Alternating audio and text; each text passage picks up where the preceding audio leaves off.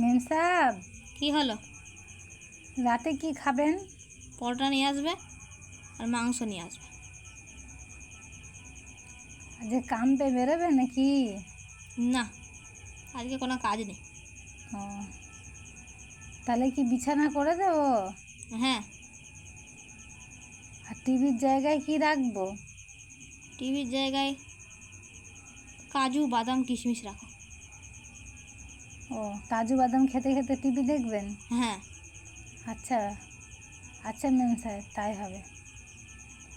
আর মেম সাহেব, আপনার মা যে বলেছিলে আসবো, ও কবে আসবে? পরশু দিন আসবে। ও, তাহলে বাজার থেকে কিছু আনিয়ে রাখবো? এখন আনিও না, কালকে আনবে। আচ্ছা মেম সাহেব, আজকে সকালবেলা একটা ছেলে